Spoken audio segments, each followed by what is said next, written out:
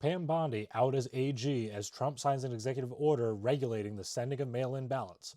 Will this stay in effect through the 2026 midterms? Did new evidence exonerate Tyler Robinson in the assassination of Charlie Kirk? And what's going on with birthright citizenship? Tonight, I'm going to be answering all these questions and much more on this episode of The Ben Corriveau Show. Okay, to start off with, obviously last week I was down in Dallas for CPAC, and I had to record my video a bit early just due to some scheduling issues that I had while I was out there.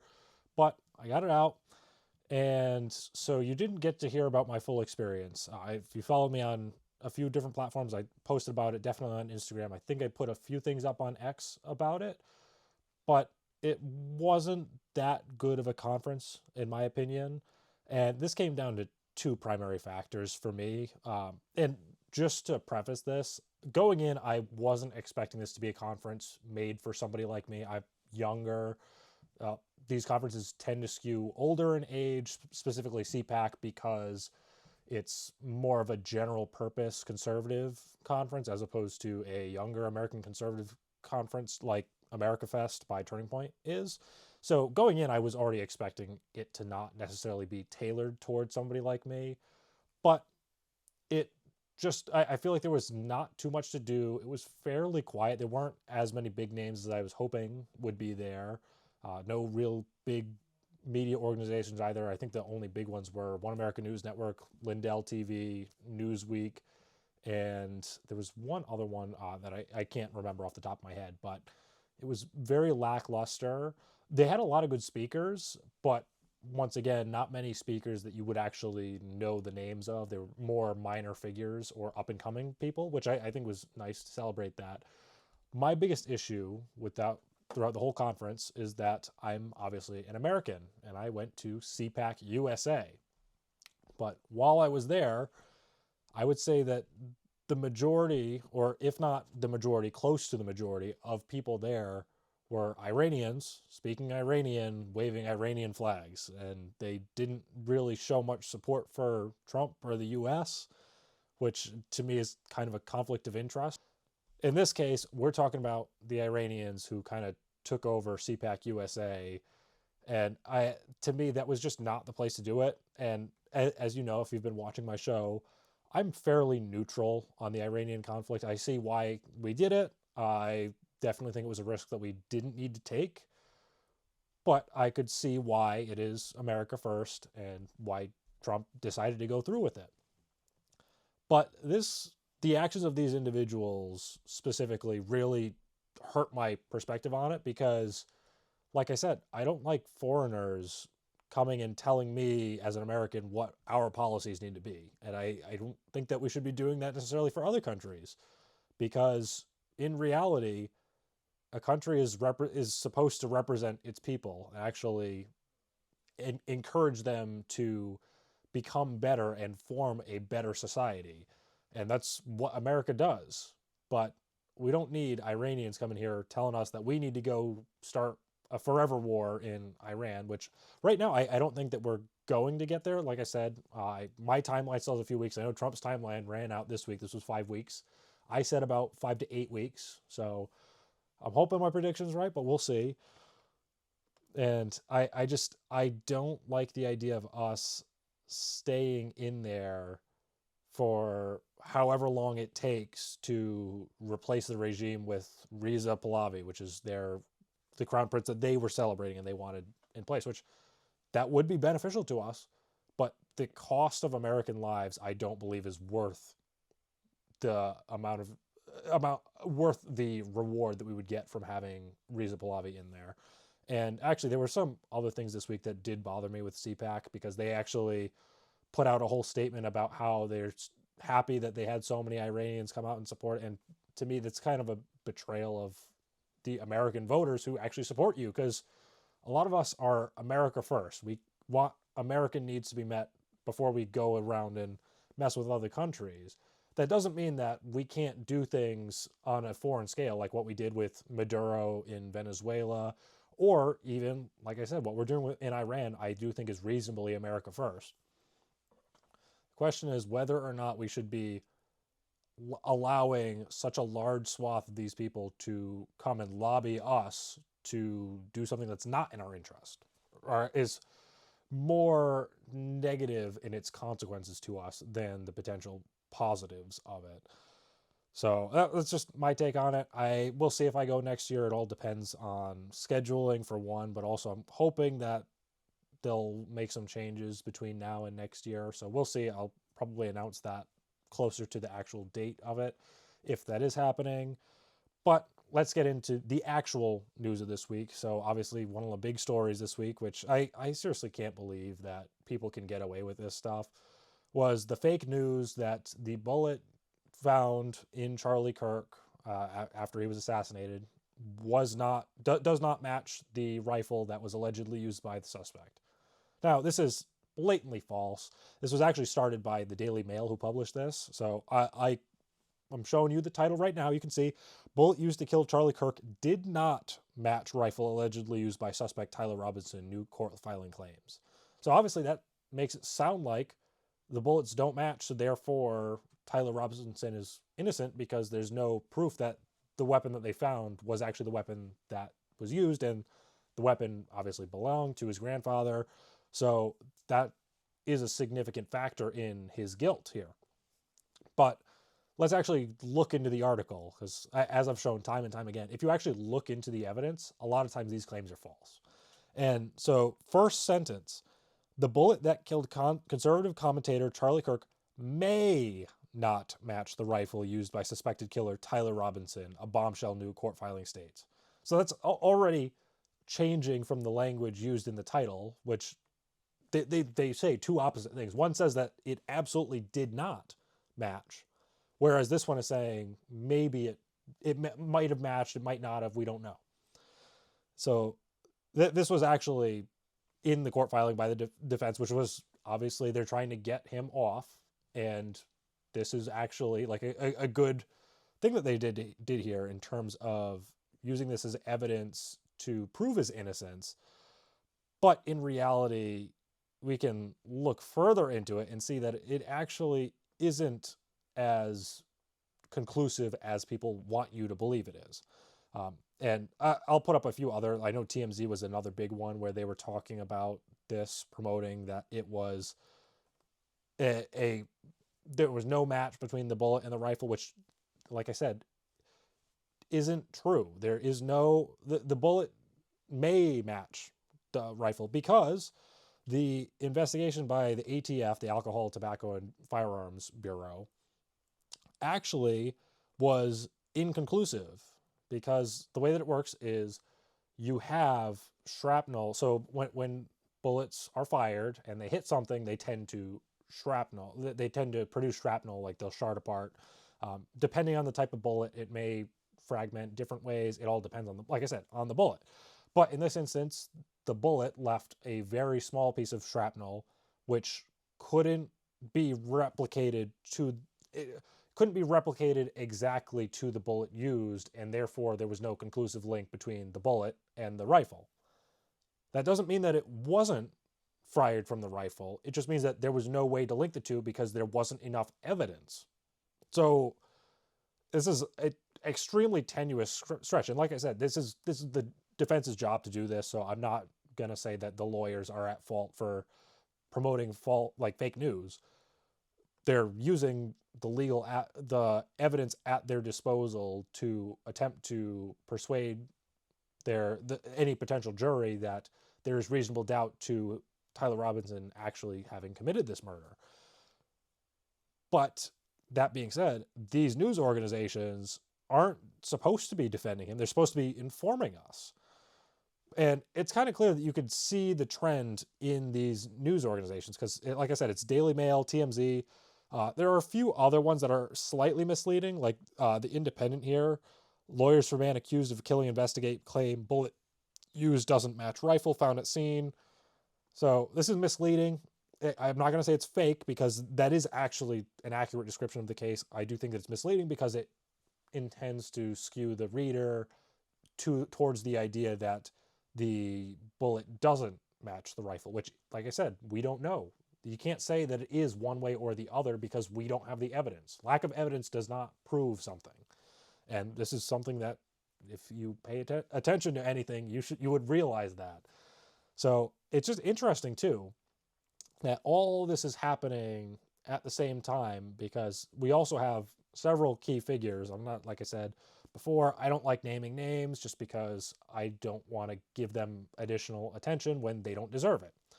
But there are some big names out there who are promoting conspiracy theories about the Tyler Robinson, trying to get him acquitted. And to me, that's not the way our legal system is supposed to work. You're not supposed to be innocent or guilty. I'm sorry, you're not supposed to be guilty until you've actually been proven beyond a reasonable doubt, which is why our legal system is set up the way it is. You're supposed to be innocent until proven guilty. And that means that you should wait for the actual evidence to be presented in a trial before you actually make a decision. Now, for me, I'm very open about this. I do think that Tyler Robinson was the killer based on all of the public evidence available right now, but there could be more evidence to the contrary. There could be more evidence in favor of it. We'll see. That all has to play out in the courts first before we can actually conclude one way or the other. But these media pieces and these figures that I'm talking about, they don't care about the evidence. They're pushing a narrative. They want Tyler Robinson acquitted, whether that be for ideological reasons. So the people on the left, obviously, they were celebrating Charlie Kirk's assassination. So there's no reason for them to want Tyler Robinson to be put behind bars because, like I said, they celebrated it. He's a hero to them. He shouldn't be punished. But in reality, we all recognize that we live in a society with laws and there need to be punishment for those laws. But like I said, partisans don't care about that. So we have people pushing for that side.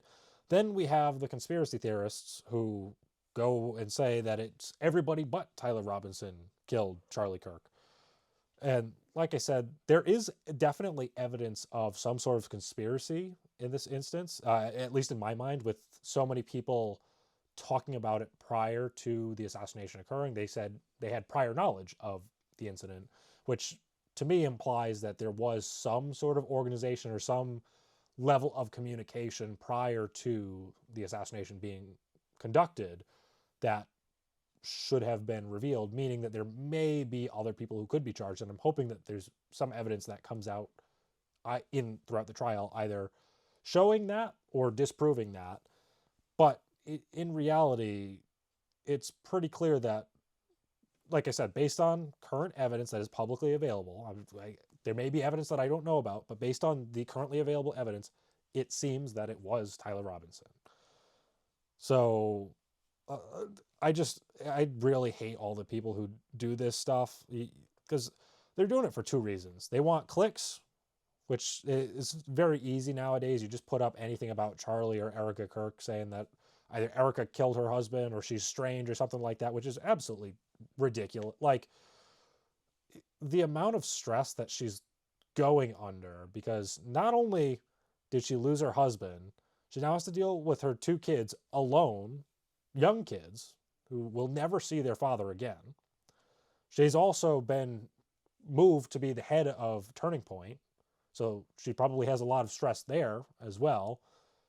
She has to do all these different media appearances, and she's having everybody critique her, saying that she's either too emotional or she's not emotional enough. And it's just crazy. Like, can't you just let a woman mourn? I understand that there may be some questions there, and I'm fine with you asking certain questions, but provide evidence for your claims before you just go and say them on the internet. And a lot of these claims don't have evidence whatsoever.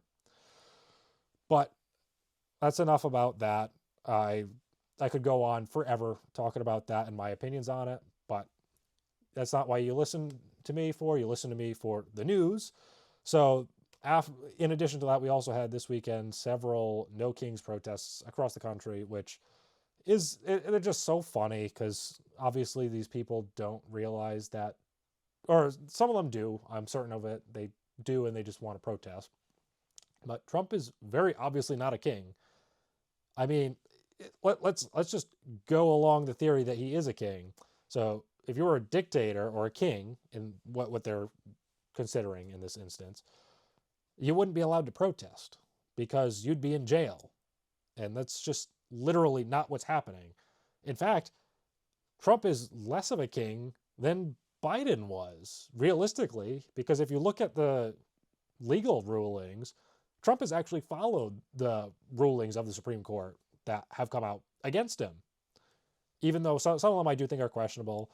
But the way our system's supposed to work is if the judiciary makes a ruling, that's supposed to be the law of the land, and that's how it's supposed to work. But obviously Biden didn't do that because he was ruled against for alleviating student loan debt, and then he did it again, and then they ruled against him again, and I believe he did it a third time, which it kind of shows that one side clearly doesn't respect the rule of law, and they'll just do whatever they want.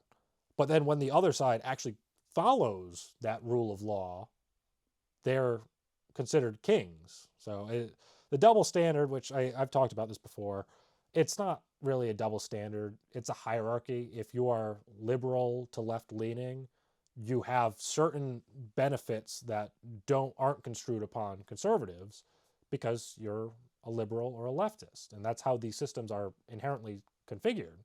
I mean, in the education industry, a lot of times it's run by leftists who are trying to promote their worldview.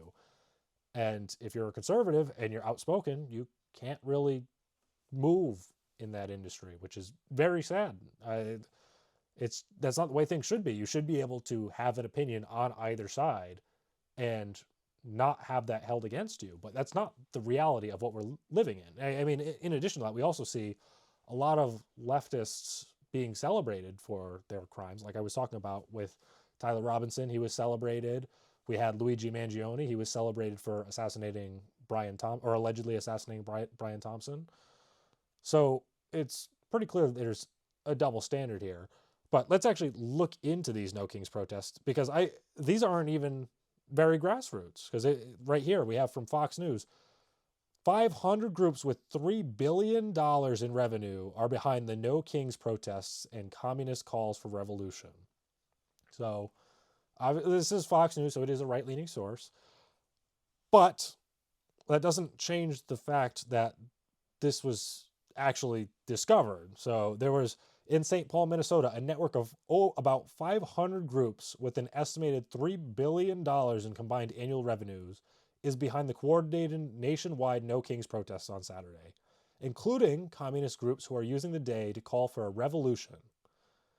So that's funny that they're just in Minnesota. There's a network of these groups, all of them extremely wealthy, because obviously the leftists are the ones who always claim that we need to implement a millionaires and billionaires tax. We need to tax the 1%. Tax the rich, eat the rich. Well, these are all phrases that they actually use regularly.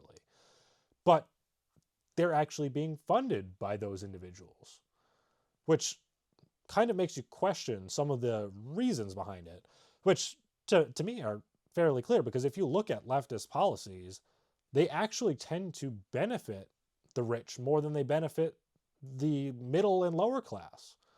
And as I talked about with the millionaires tax, this is pretty evident because people who are extremely wealthy actually have the freedom to get around these policies. And when they don't have the freedom to get around them by moving away, what they do is they buy people off. And that's how they gain their power. They lobby or they offer incentives, and they gain power.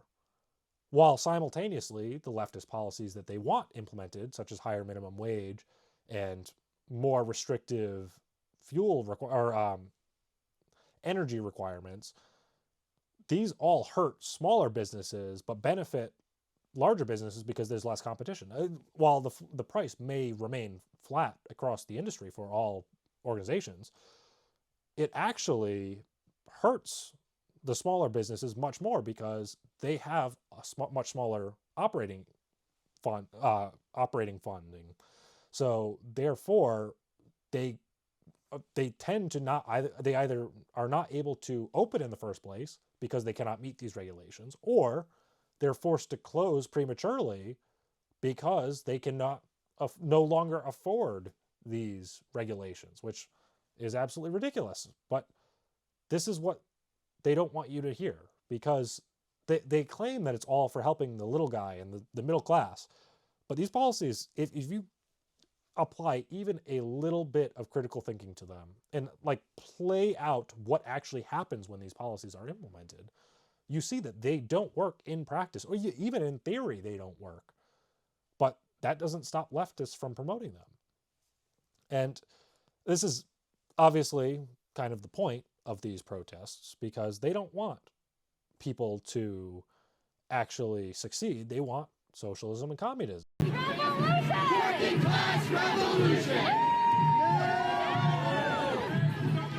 Solution! There is only one solution! Communist revolution! Communist revolution! There is only one solution! There is only one solution! So obviously these people are out here supporting communism. They want full-scale revolution, which is crazy, because I really don't think that a lot of these people understand what a revolution means. Because when you get rid of the existing system that protects you and provides law and order, you don't have anybody protecting you. And I don't think that they realize just how dangerous this can get, because once you don't have somebody protecting you, like the government, you don't have some sort of law and order, it's whoever's the strongest man wins. And that, you don't want to meet that guy. You don't want to run into him, because he's going to do anything in his power to subject you, to kill you, to take your stuff, because they don't care. They care about surviving. And these people, they can barely get out of bed. I mean, like, they want to sleep in all the time. I'm sure you've seen the clip of that woman who claims to have time blindness, so she can't get into work on time, which is ridiculous. These people are soft, and they don't realize what this kind of revolution actually entails. How many people are actually going to die, that you might have to fight your neighbor, the person you grew up with. They may be on the other side, and you may need to kill them to survive. That's not, I don't think that any of that is justified, but that's what these people are calling for. And whether they realize it or not, that's not something that any reasonable person actually wants to happen. But they still call for it. And I mean, this wasn't even relegated just to the average leftist. This was coming from some of the higher ups, where we actually had Tim Walz go out and he gave a speech about how the Somalians, who seemingly are conducting a large amount of fraud and have essentially taken over Minnesota, how they're going to last significantly longer than Trump in office, which, I mean, obviously this is true, because we don't have a system where people are actually abiding by our immigration laws or ensuring that fraud isn't happening. These people are allowing fraud to happen because it benefits them. They gain voters by staying silent. While also simultaneously, they don't want the scandal of this fraud, even though it's been breaking for months now. But they don't care about that. Like I said, they care about scoring points against Trump. So they paint him out to be the bad guy, the boogeyman. He's not the boogeyman. You can look at his policies. If you disagree on his policies, okay, that's fine. You're probably wrong on most of the policies, I would argue. But yeah, it's kind of crazy that these people would rather deflect onto Trump all their failures, and people actually fall for it. And to me, this is actually causing more problems, because obviously, like I've talked about before, we have an extremely radicalized and violent population of people coming up now, with the younger generations being extremely prone to supporting political violence of any sort. And that actually happened several times throughout these No Kings protests. And like I said, it wasn't relegated to just the average leftist. We actually had here in Florida, the county's Democratic Party chair was arrested for hitting a man in the head with a bullhorn at a No Kings protest. So yeah, he allegedly struck a disabled veteran while he was protesting. I mean, there's no reason in the first place, if you're a protester, to actually go out and attack people, especially not with the megaphone that you have. If you're peacefully protesting. You should just be spreading your message and trying not to necessarily inconvenience everybody. You would just be there. You would have your signs, maybe a few chants. I would say that keep the chanting at a minimum, but legally you're allowed to, depending on noise ordinances, I will say. But that they take it to the next level where they're actually attacking people who I don't believe that there's any evidence that this person either agreed or disagreed with their policies. Maybe he agreed, but either way, this is absolutely unacceptable. And this is coming from an actual head of the Democrat Party in Florida, like in a county of Florida, I should say. So we had that. Then we also had, because if you think that this is just limited to Florida, that's not true. We actually had here in Dallas, there was a man arrested for assaulting an elderly man. Again, this is somebody who is protesting and takes it to the next level. Like I said, no evidence of whether or not this individual that was struck was actually protesting or counter-protesting. Nobody knows. Or as far as I'm aware, I haven't seen any evidence either way. I'm presuming, based on the incident, that he was counter-protesting and that this man just assaulted him. But again, more leftist violence. And nobody's really coming out and critiquing it. But finally, this one, I think, takes the cake. This is in LA. So this is like the home of the liberals. This is, in my mind, the worst of the worst. This is where all the leftists and liberals go for their haven. California is basically the leftist state. Virginia is starting to make its way over there, and obviously the Northeast is pretty leftist. But California is like the poster child of leftist policies. And here we actually had, 75 arrests following the No Kings rally protest because they violently attacked DHS and LAPD officers. They threw objects including rocks, bottles, and chunks of concrete. So, and I understand that the leftists are going to frame this as this is police brutality or whatever, or this is a completely reasonable protest. This is a peaceful protest, a mostly peaceful protest, like it was with George Floyd, where they were literally burning cities down. Fiery, but mostly peaceful, as they say. But obviously this isn't peaceful. This is actually quite violent. And these people are finally being held accountable.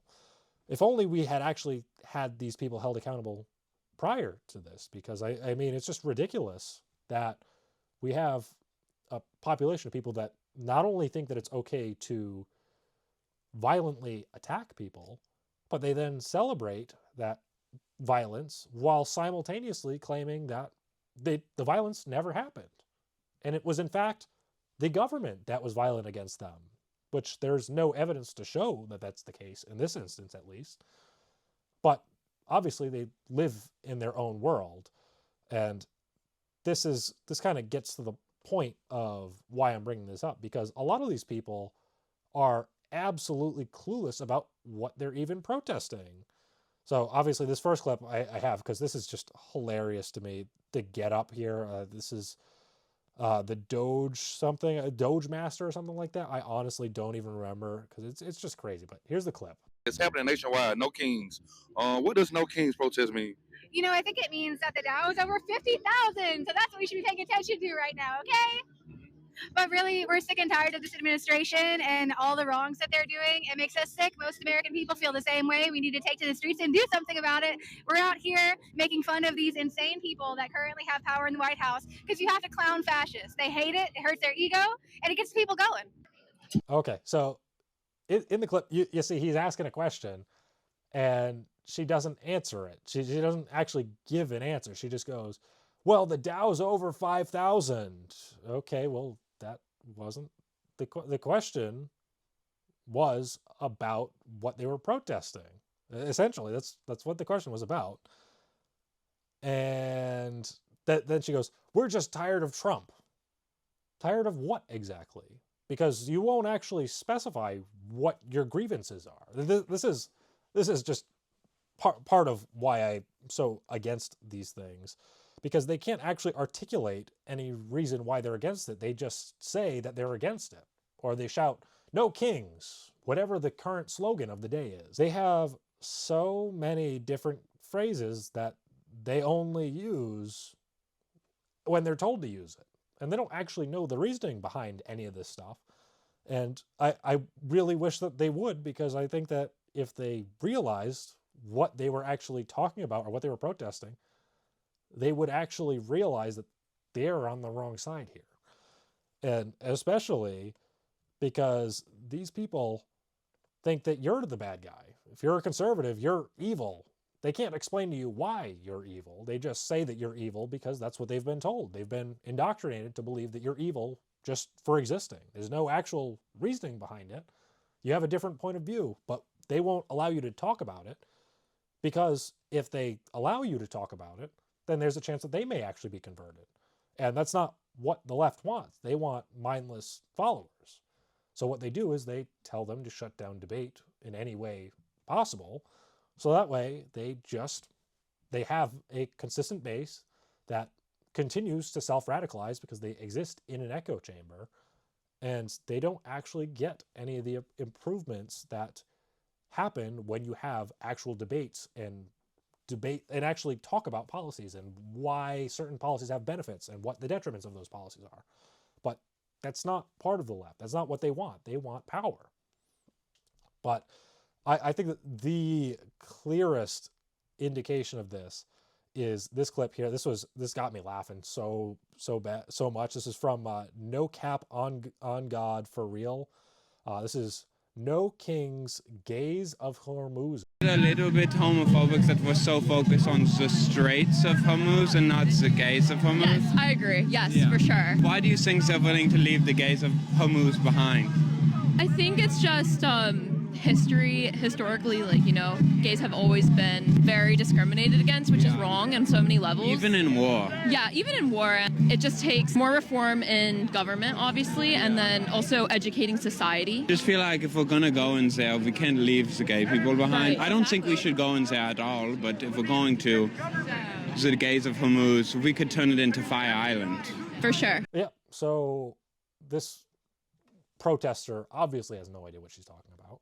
And this just continues to highlight my point. They want mindless followers. They don't care who you are or what you are. As long as you're willing to say the day's platitudes, you're fine. If you dare to question them, though, you're immediately excised from the movement. You are threatened. They attempt to ruin your life. They issue death threats. So why are people supposed to be on this side again? Especially because, like I said, you could see here, she clearly has no idea what she's talking about, because for those of you who either agree with her or don't know what I'm talking about here, there's this thing called the Strait of Hormuz. That's where most of the oil coming out of Iran actually comes from. It's owned by Iran, and that's why there's actually issues with oil supply worldwide, because Iran has essentially shut the strait, obviously as a response to military action in the region. But she thinks that it's a gay thing, straights versus gays. And she's protesting against Trump being a king and our actions, I'm assuming, our actions in Iran. But she doesn't actually know anything about what's going on in Iran. She probably doesn't even know what the region looks like, how the geopolitics works in the region. And she's still protesting. And this person, I can almost guarantee you, will go out and vote Democrat as well. So these people don't know what they're talking about, and yet they just go along with the current thing, whatever that is. And previously that was wokeness, and luckily it's mostly dead, but even that seems to be coming back to life with what happened this week with Chicago Bulls and Jaden Ivey. So he put up a video, which I'll play a snippet of now. That the world can proclaim LGBTQ. Right? They proclaim Pride Month and the NBA. They proclaim it. They show it to the world. They say, come join us for Pride. for Pride Month to celebrate unrighteousness. They proclaim it.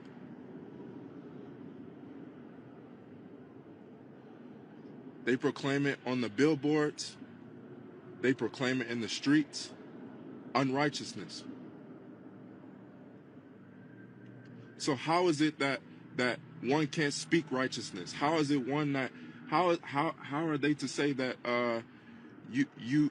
man, this man is crazy? So in the clip, he literally provides a biblical refutation of the alphabet mafia, as I like to call them, the LGBTQ, whatever, all the alphabet letters of the alphabet. And this is recognized church teaching. If you're a Christian, if you're Muslim, if you're Jewish, this is not crazy. This is straight from the Bible, that it's unrighteous to be any of these weird identities. That doesn't mean that you can't do it. You're absolutely free to do it. That doesn't mean that it is, like I said, righteous. And we shouldn't, as a society, be forced to accept that, especially if you decide to bring it into the public space. I don't care if you do it in private. I personally would pray for you because obviously that is a sin. And that's traditional teaching. I'm not stretching anything here. This is recognized for centuries at a minimum.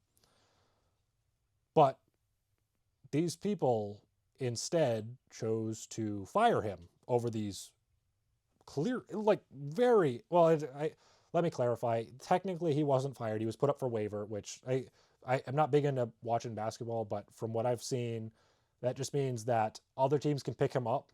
And then after the season, his contract won't be renewed and somebody else can pick him up. If you know more about this, you can correct me in the comments. Like I said, I'm not super big on it. That's what I've heard. So technically it's not a firing, but it essentially is. They're trying to get rid of him because of his Christian statements, which I would love to see some charges brought up against them for this, especially through the EEOC. I'm not entirely certain if the EEOC would work in this instance just because of the nature of the job, since he's a professional basketball player.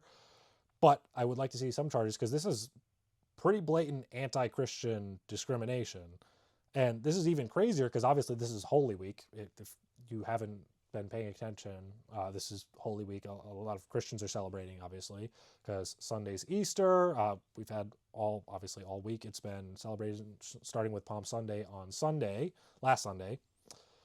And this wasn't actually the only thing that happened this week regarding Christians.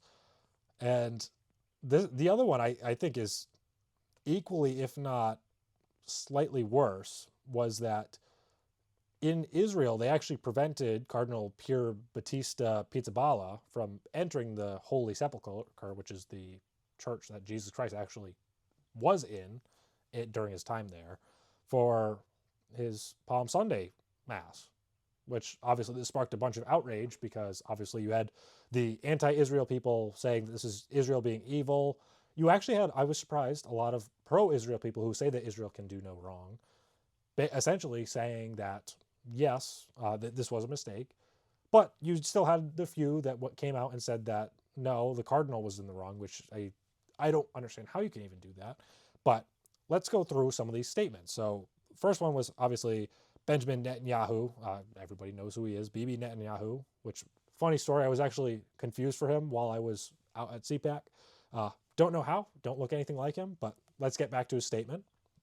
So you can see here, I have instructed the relevant authorities that Cardinal Battista Pizzaballa, the Latin Patriarch, be granted full and immediate access to the Church of the Holy Sepulchre. Pretty much just talks about how these policies were implemented to protect people, which, okay, that's fair.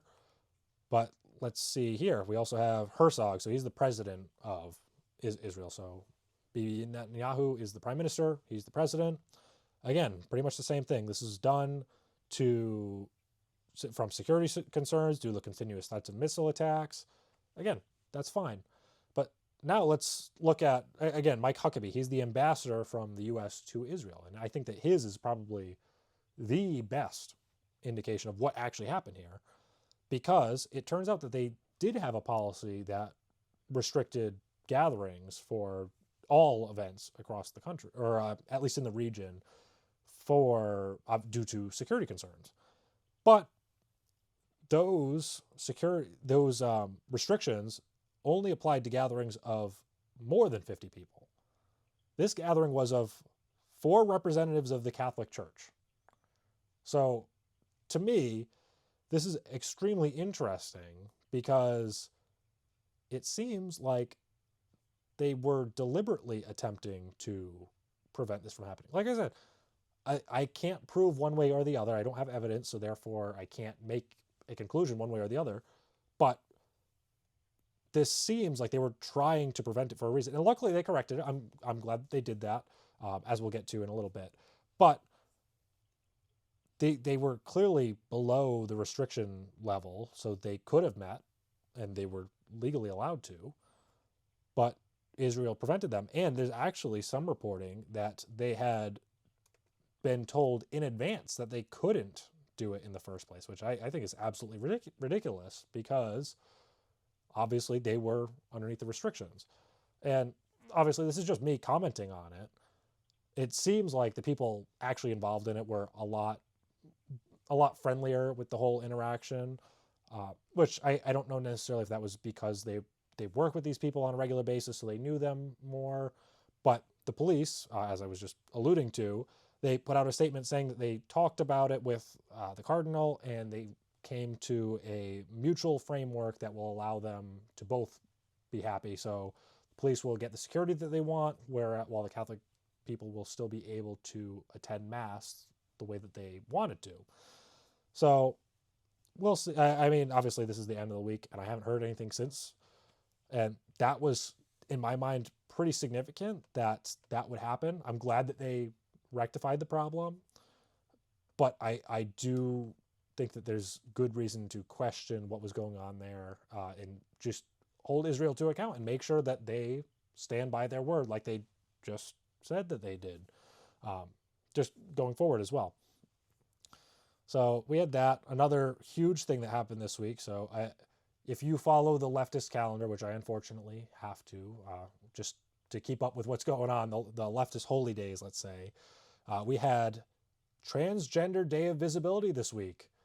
And while this usually I don't celebrate, because obviously there's nothing to celebrate, but these people, on this day, we received a ruling that from the Supreme Court in the case Chiles versus Salazar, which this whole case was discussing whether or not, so Colorado passed a law requiring any counselor to affirm the gender of the person that they're counseling if they were to voice some sort of gender dysphoria or some other gender question or questions about their gender identity.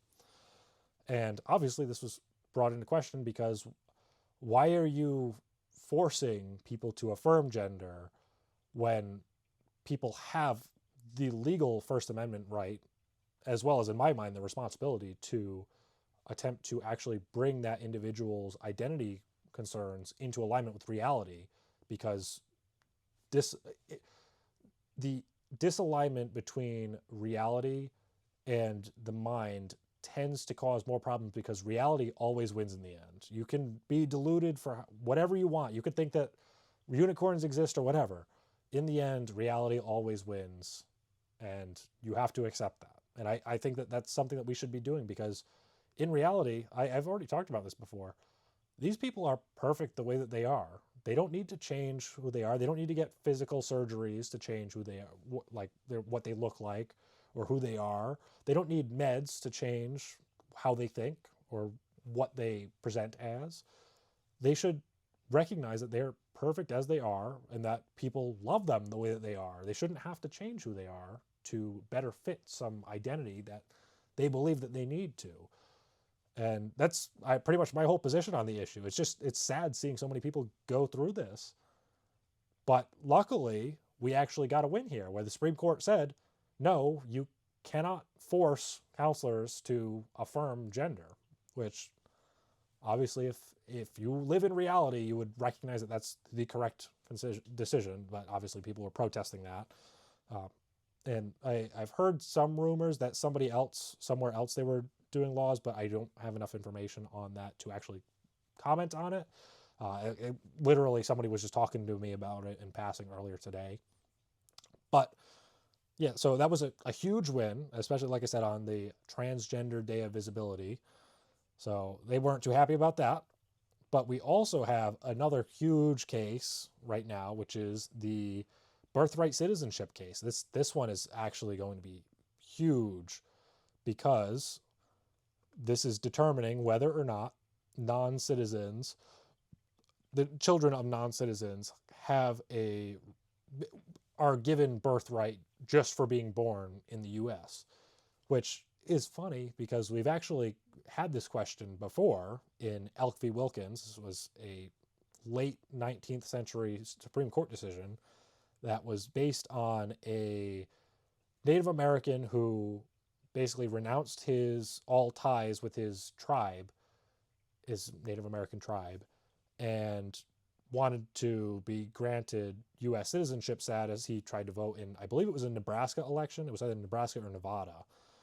And he was denied because he wasn't a U.S. citizen. And in this case, they basically outlined that while, this is a direct quote, the Indian tribes being within the territorial limits of the United States were not, strictly speaking, foreign states, but they were alien nations, distinct political communities, with whom the United States might and habitually did deal as they thought fit, either through treaties made by the President and Senate or through acts of Congress in the ordinary forms of legislation. So they clearly outline that while they aren't actually foreign nations, they act in a similar manner. So therefore, for all intents and purposes, they are foreign nations. And this is incredibly important because obviously in this case, we're dealing with non-citizens of the U.S., so this directly applies. And let's see what they actually said about that. Indians born within the territorial limits of the United States, members of and owing immediate allegiance to one of the Indiana tribes, an alien through dependent power, although in a geographical sense born in the United States, are no more born in the United States and subject to the jurisdiction thereof, within the meaning of the first section of the 14th Amendment, than the children of subjects of any foreign government born within the domain of that government, or the children born within the United States of ambassadors or other public ministers of foreign nations. So they clearly outlined that, of course, if you're a foreigner in this country, you're a non-citizen, your children don't get birthright here. And while this is the legal precedent right now, as far as I'm aware, I haven't seen any cases to the contrary, specifically in closely mirroring this instance. But it's seeming like the Supreme Court is actually going to side against this and in favor of birthright citizenship, which is an absolutely crazy decision, especially because we have so many different countries literally selling access to come into the U.S., give birth, and then have your kids be U.S. citizens and be able to run for president. I mean, this was a big problem a few years ago with China, where they literally were sending people over here, foreign nationals. They would give birth in the United States. They would then go back to China. And then if that kid ever wanted to, he could run for president. How does that make any sense? You have somebody who is, for all intents and purposes, a foreigner. They've literally only been in the U.S. for the days following their birth, but they have the full privileges of being an American citizen. It just doesn't make sense. And there is no country in the world that currently has birthright citizenship the way that we do it. Because if anything, I would be in favor of birthright citizenship so long as your parents are citizens of the United States. And the reason I specify that your parents are is because I do think that there's a legitimate argument to be made whether or not both parents or a single parent should be required to be U.S. citizens to actually have the child be given U.S. citizenship for being born here. But I tend to lean more in favor of both parents just because if you only have one, then that incentivizes marriages, essentially, just to get people into the country. You have the kid, and then you divorce, and then the kid has full legal rights, but we'll see.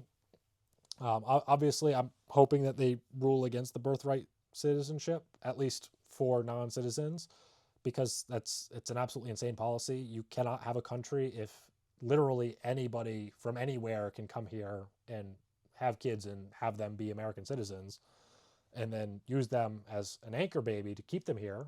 So even if they are illegal in the country, they won't be deported, especially if Democrats take power again, which they most certainly will at some point, but who knows when that'll be. I'm hoping not this midterm cycle, but it may be based on some of the polling.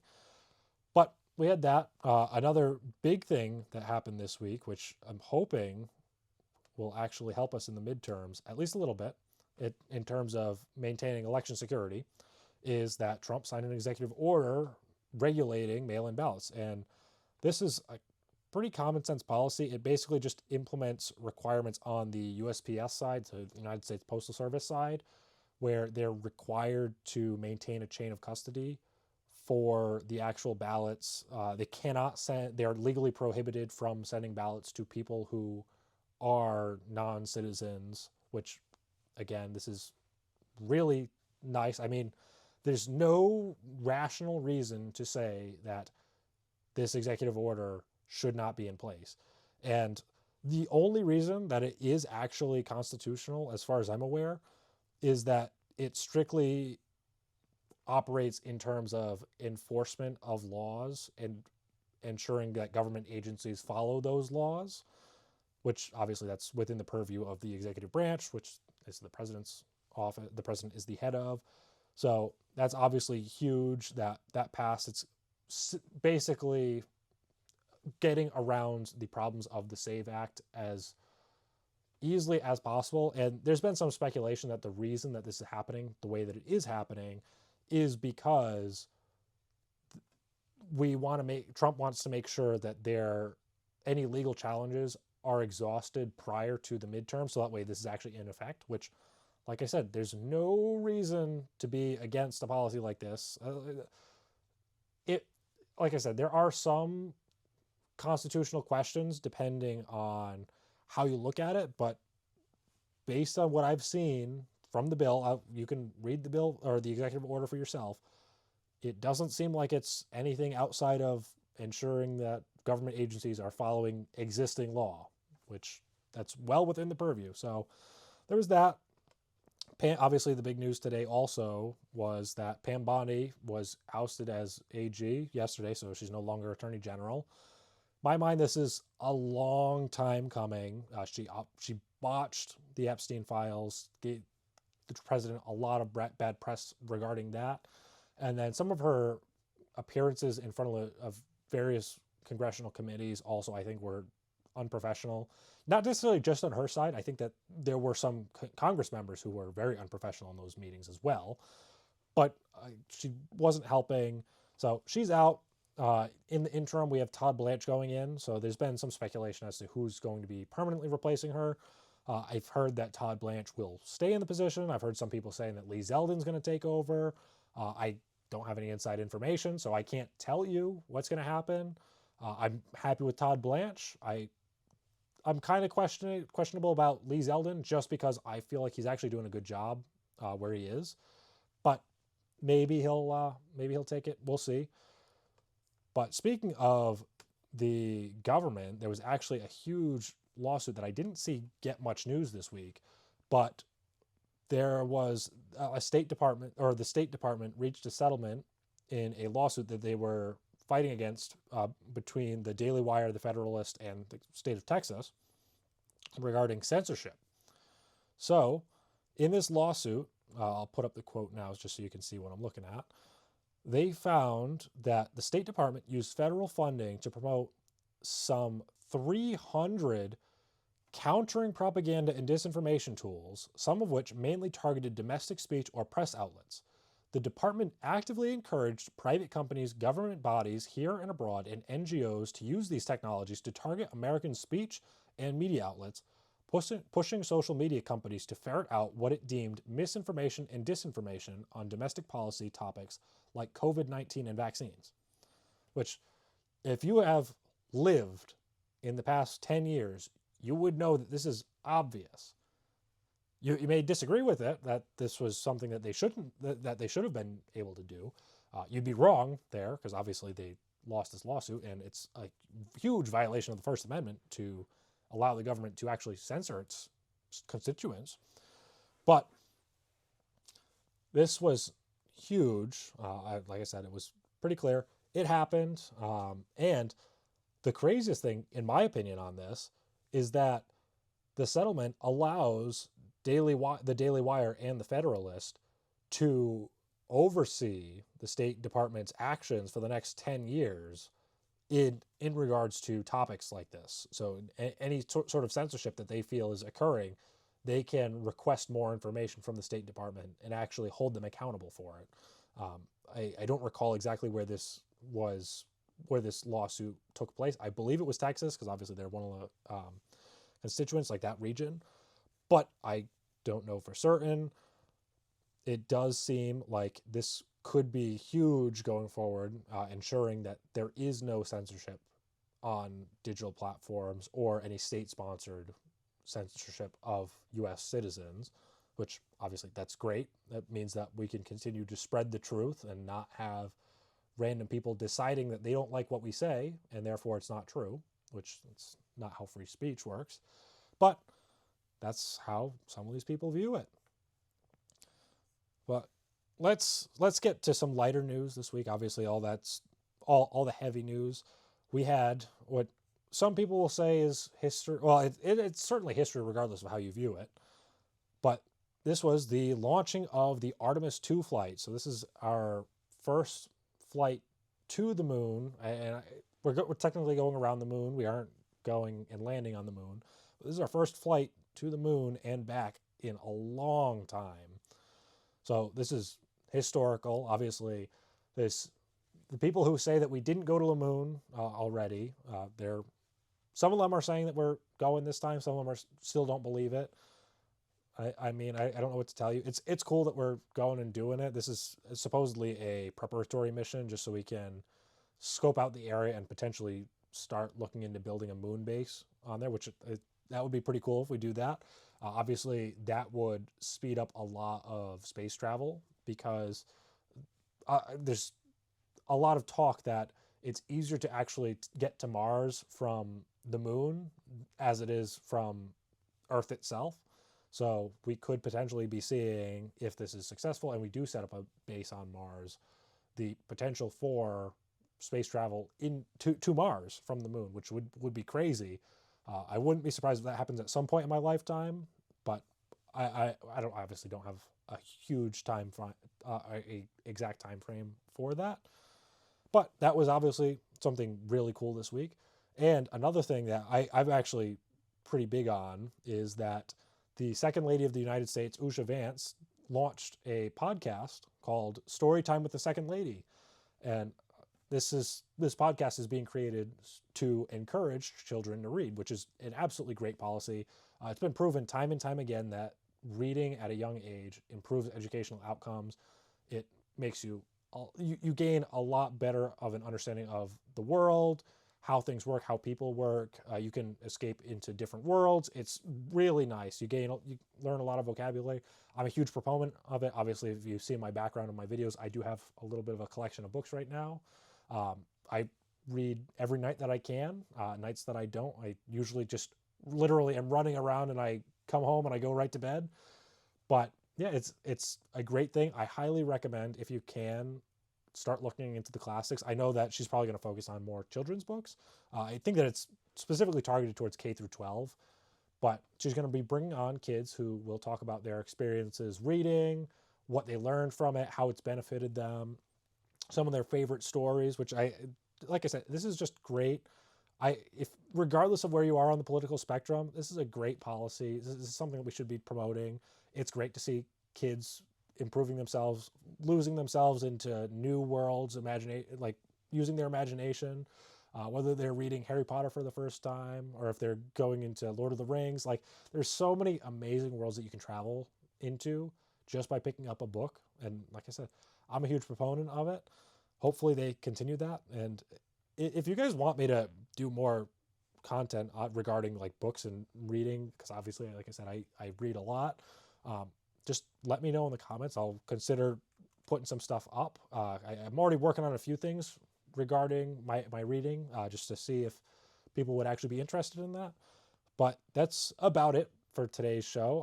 I hope you liked it today. If you like what I do here, please like and subscribe. Obviously, I'm here every week, so I hope that you have a good night.